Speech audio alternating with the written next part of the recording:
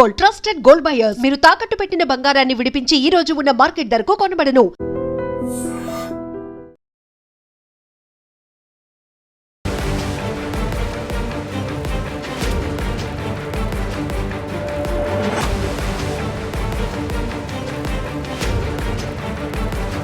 నమస్కారం, welcome to I dream.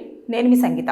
ఆంధ్రప్రదేశ్లోని ఎన్టీఆర్ జిల్లా కొండపల్లి ప్రాంతానికి చెందిన ఒక మహిళ గొంతుకు తన చీరతోటే గట్టిగా బిగించి ఊపిరాడకుండా ఒక వ్యక్తి చంపేయడం జరిగింది. అయితే ఇప్పుడు ఆ వ్యక్తి పోలీసుల అదుపులో ఉన్నాడు. అతనికి BNS 2023 ప్రకారంగా 10 సంవత్సరాల వరకు జైలు శిక్ష పడే అవకాశం ఉంది. దాంతోపాటు జరిమానా కూడా విధించే అవకాశాలు ఉంది. ఎందుకంటే తను ఆల్రెడీ వాంగ్మూలంలో మొత్తం ఒప్పుకోవడం జరిగింది, తనే ఆ అమ్మాయిని హతమార్చడం జరిగింది అని. ఒక్కసారి వివరాల్లోకి వెళ్తే ఏం జరిగింది అని అంటే, ఎవరైతే ఈ అమ్మాయి ఉందో మణి, ఈ అమ్మాయి పేరు, తనకు 15 సంవత్సరాల క్రితమే భర్త కొన్ని అనారోగ్య కారణాల వల్ల చనిపోవడం జరిగింది. జరిగిన తర్వాత ఒంటరిగానే ఆవిడ ఎన్టీఆర్ జిల్లాలో డైలీ వారి కూలీగా పనిచేసుకుంటుంది. వచ్చిన డబ్బులతోటి ఆవిడ జీవనం అనేది కంటిన్యూ చేస్తూ వస్తుంది.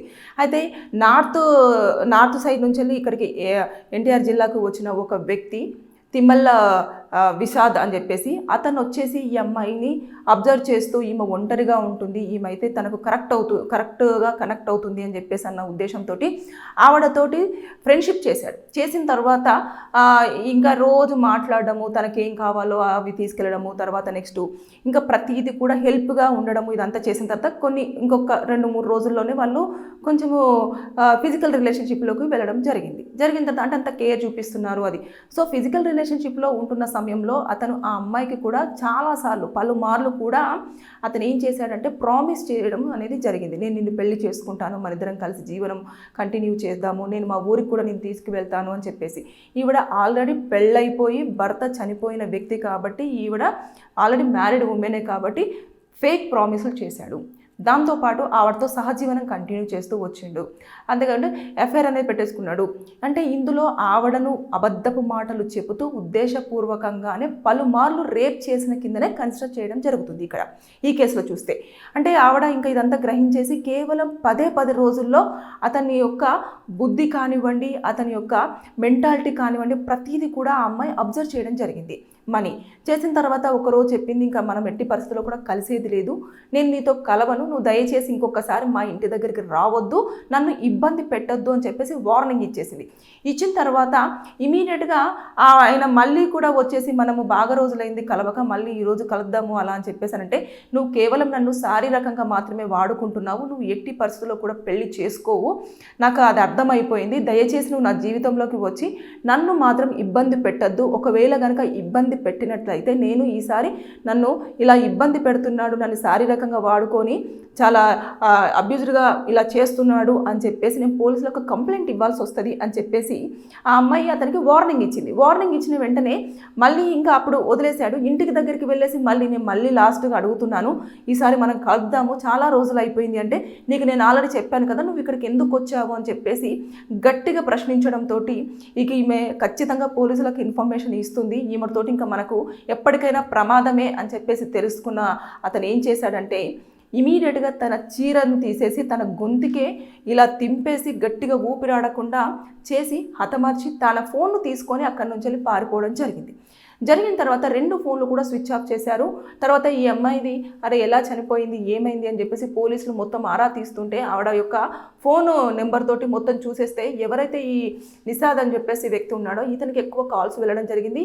తిను చనిపోయిన దగ్గర నుంచి ఆ వ్యక్తి కనిపించట్లేదు అని చెప్పేసి మొత్తం పూర్తి స్థాయిలో ఎంక్వైరీ చేసి ఆ సీసీ కెమెరా ఫుటేజ్లంతా కూడా గ్యాదర్ చేస్తే అతను ఒక ప్లేస్లో దొరికాడు. దొరికిన తర్వాత తీసుకొచ్చి అడిగితే, అవును నాకు ఆ అమ్మాయితో శారీరక సంబంధం కోసమే నేను ఆవిడతోటి పరిచయం ఏర్పాటు చేసుకున్నాను, నాకు రోజు అది లేకపోతే నేను ఉండే ప్రసక్తే లేదు, కాబట్టి ఆవిడ ఒంటరిగా ఉంటుంది, చాలా ఈజీగా ట్రాప్ అవుతుందన్న ఉద్దేశంతో నేను ఆవిడతోటి పరిచయం పెంచుకున్నాను, ఆవిడకు కొంచెం కేరింగు, అదేవిధంగా ఆవిడకు కావాల్సిన హెల్ప్ అంతా కూడా చేస్తూ నాకు కావాల్సిన కోరిక నేను తీర్చుకున్నాను అని చెప్పేసి పోలీసులకు ఆల్రెడీ చెప్పేయడం జరిగింది. దాంతోపాటు నేను ఫేక్ ప్రామిస్లు కూడా చేశాను, పెళ్లి చేసుకుంటాను, మన ఇద్దరము ఎలాగో నీ హస్బెండ్ లేడు, చనిపోయాడు, కాబట్టి నేను పెళ్లి చేసేసుకొని మా ఊరికి తీసుకెళ్తాను, మా ఊరి దగ్గర మనం కూడా ఏదో ఒక చిన్న పనులు చేసేసుకొని బ్రతుకుదాము అని చెప్పేసి నేను ఆవిడకు చాలా వరకు హోప్ ఇవ్వడం జరిగింది అని చెప్పేసి చెప్పారు. కాబట్టి ఇలాంటి కేసులు అప్లికేబుల్ అవుతాయి. ఇందులో కనుక అతను మొత్తం కూడా ప్రూవ్ చేసి పోలీసులు కనుక ఎవిడెన్సెస్ అన్ని పక్కాగా ప్రజెంట్ చేసినారనుకోండి, కంపల్సరీగా అతనికి 10 years వరకు జైలు శిక్ష పడుతుంది. అదేవిధంగా జరిమానా విధించే అవకాశాలు కూడా ఉంటాయి. సో నేను చెప్పేది ఏంటంటే, పనిచేసే ప్లేసులలో ఎవరైనా మన మీద కొంచెం కన్సర్న్ చూపిస్తున్నా, లేదు అనుకుంటే మన కోసం ఎక్కువ టైం ఇస్తూ ఉన్నా, వారు ఏదో ఆశించి మాత్రమే మన దగ్గరికి వస్తున్నారు అన్న సంగతిని మాత్రం ఎట్టి పరిస్థితుల్లో మర్చిపోకూడదు. ఒంటరిగా నివసిస్తున్న మహిళలు మాత్రం మరీ జాగ్రత్తగా ఉండాలని చెప్పేసి నేను ఈ వీడియోలో చెప్పాలనుకుంటున్నాను. ఆ అమ్మాయి ఒంటరిగా ఉన్న రోజులు బాగుంది, కానీ ఎప్పుడైతే తను ఇంకొక లైఫ్లోకి వెళ్దాము, మనం ఒక లైఫ్ని క్రియేట్ చేసుకుందామని చెప్పేసి అనుకుందాం, ఆ సమయంలో అనుకున్నది కరెక్టే, కానీ పెళ్లి చేసుకొని అలాంటి రిలేషన్షిప్ పెట్టేసుకుంటే బాగుండేది. అలా కాకుండా కేవలం అతని కామవాంఛ తీర్చుకోవడం కోసం ఈ అమ్మాయిని ట్రాప్ చేయడం అనేది జరిగింది. కేవలం 10 రోజుల్లో ఆ అమ్మాయి హతం అవడం జరిగింది. అంటే ఎంత దారుణమైన సిచ్యువేషన్ చెప్పండి.